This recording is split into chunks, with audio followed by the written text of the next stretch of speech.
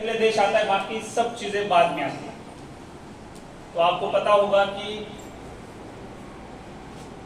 कुछ समय पहले, कुछ वीक्स पहले और डेज पहले मैं कहूँगा कि जिस कायरता से हमला किया और जिस तरह से देश प्रिपेयर कर रहा है और एक मजबूत ताकत बन के खड़ा रह रहा है, तो उसके चलते कई जो मुहिम है वो चल रही है, जैसे कि वेरिफिकेशन हुआ या सत्यापन जिसे हम कहते हैं वो हुआ, या कहीं ज्ञापन दिया जा रहा है या कहीं तैयारी की जा रही है, अलग अलग पुलिस द्वारा नाकाबंदी है, अब डिफरेंट जगह चेकिंग चल रही है। तो इसके तहत ही एक जो लोग यहाँ काम कर रहे हैं ज़्यादातर सांचौर जैसे एरिया में, वो लोग कहाँ से हैं? क्या उन्होंने अपनी पहचान छुपाई है, या जो लोग कर रहे हैं ये कोई क्राइम में लिप्त है?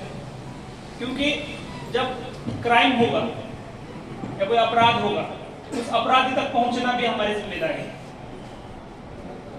तो इस प्रोसेस द्वारा अगर आप में से कोई अपराधी निकलता है तो उस तक आप पहुंच सकते हैं। आंतरिक सुरक्षा देश की एक महत्वपूर्ण जिम्मेदारी है पुलिस की, और उसके अंतर्गत ये जो प्रोसेस है ये चल रहा है।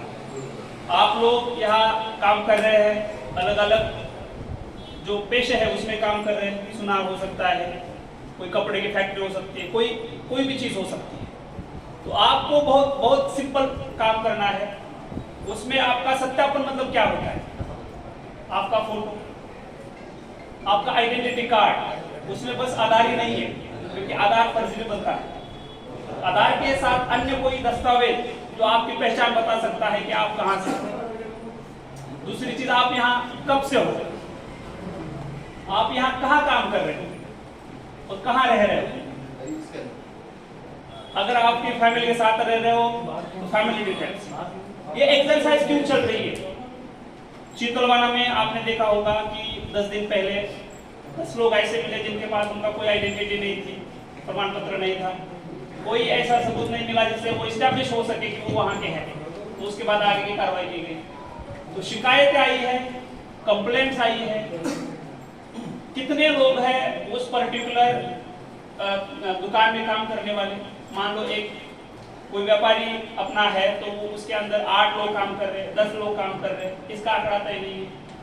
उसके बाद वहाँ जो लोग काम कर रहे हैं उनका कहीं इंदराज नहीं है, कहीं रजिस्टर में नाम नहीं है, ना ही कहीं पुलिस के रिकॉर्ड में उसका नाम आया है।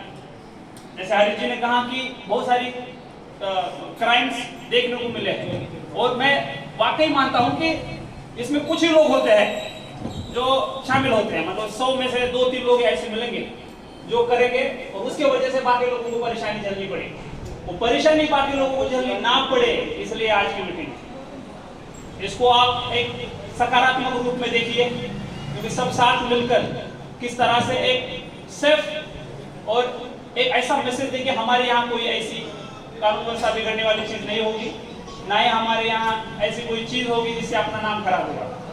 तो ये प्रिवेंटिव मेजर्स है, प्रिवेंटिव मेजर्स है। दूसरा, सांचौर जो एरिया है वहाँ बहुत कारीगर है, बहुत लेबर वर्क है जो वहाँ से आके यहाँ अपनी मजदूरी कर रहा है, रोटी कमा रहा है, अपने यहाँ से नेशनल हाईवे जा रहा है, ऊपर से अपने जो कुछ थाने हैं जैसे सांचौर सर्कल में आप देखोगे सरवाना है, चीतलवाना है, और ये एरिया जो है वो बॉर्डर्स के नजदीक भी है।